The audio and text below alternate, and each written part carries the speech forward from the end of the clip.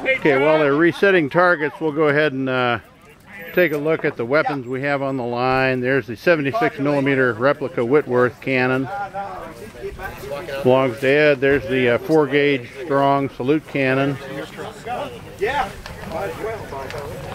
Here's some machine guns, FN if I'm not mistaken.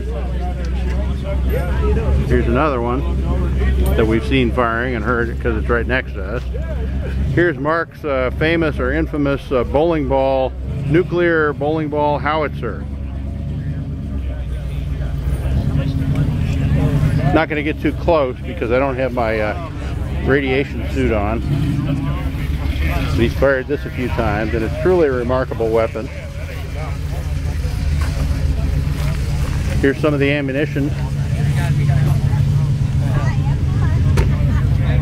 Here's some more weapons, various kinds.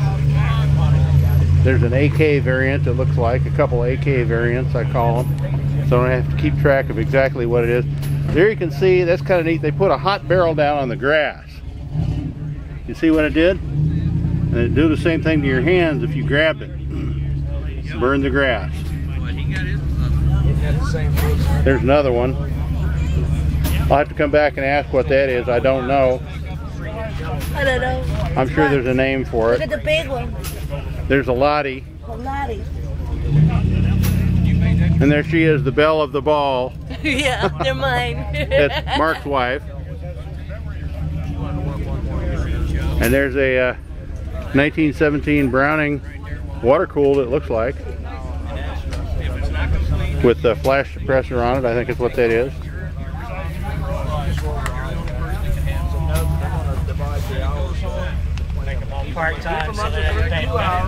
There's a Tokarev 7.62 by 54R Russian military rifle, full length. There's another what looks like an FN automatic rifle to me. And here are our Maxim buddies. They've been putting lead down range, as you can see from the pile of brass down here. These are Russian Maxims, you can tell by this water filler fixture here. That looks like a German MG08 Maxim. I'll have to come back and ask, but I think that's what it is. Lots of brass. Then here's another Maxim that they have covered up right now. We'll come back and get a look at it. But that's an MG08 for sure. Made in Berlin in 1918. See the marks on it there? You can tell. There's some a 1919 air-cooled.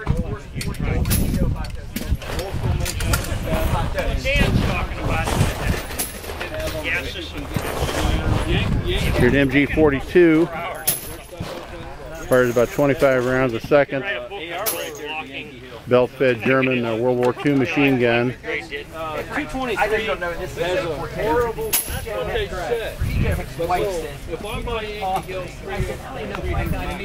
to come back and ask about that one. There's MG34. Here's the MG34. That's a CZ37. Oh, there's a 37? No, that's a CZ37. Oh, that is 37?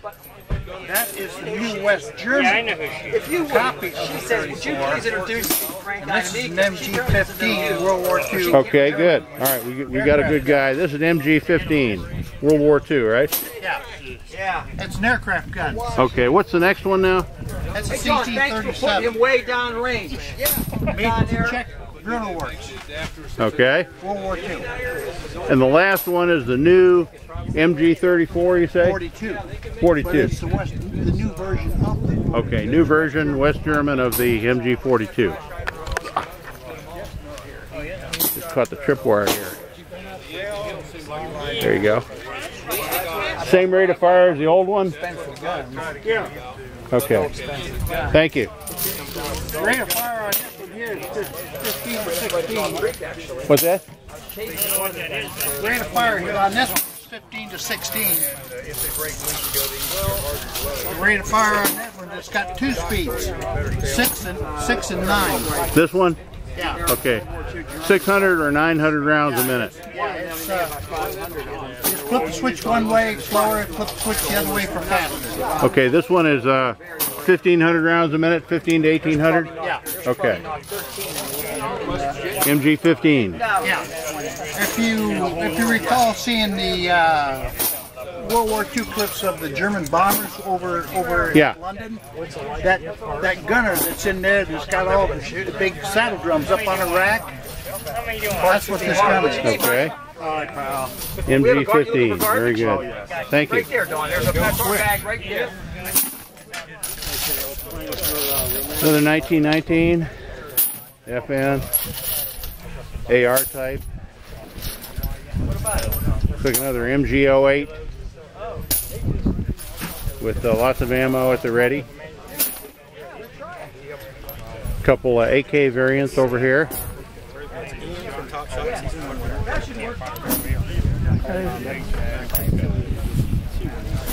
They're really good boys. Some rifles. But I recognize him, but I don't. But it would be an old one. Military rifles over there. But they've been actually. Well, these Here's a rifle with suppressor.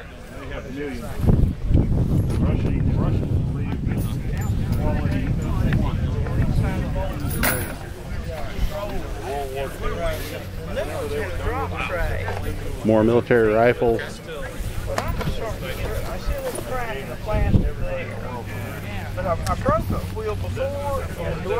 There's an H&K. I recognize that. There's a M1A type or an M14, one of the two. More guns over there.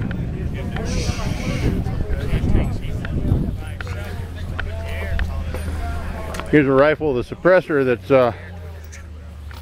very long. That's all I can say.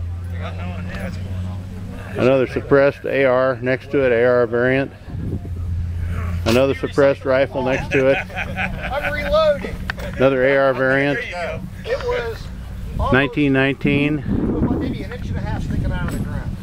Another. Buck right up out real easy. There's got to be a better name. This is not really an AK variant, but somebody's going to tell me what these things are. Here's another one right next to it. We'll stay back around here. PKMs. Oh, PKM? PKM. Okay, Russian. Yes, sir. Russian PKM. There we go. Straighten this right out. A couple of them.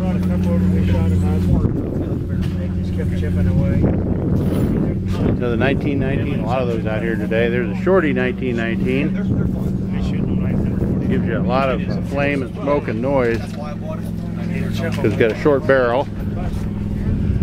There's what looks like an M60 up there. Is that an M60? M60 E3. Yes, sir. M60 E3. There you go.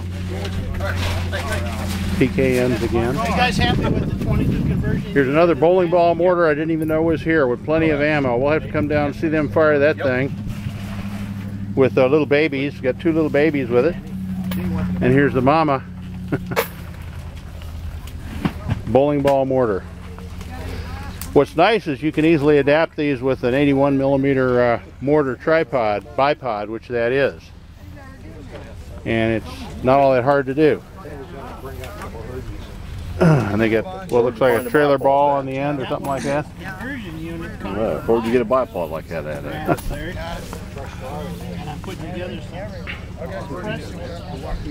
Pretty neat. We'll have to come down and see that thing shoot.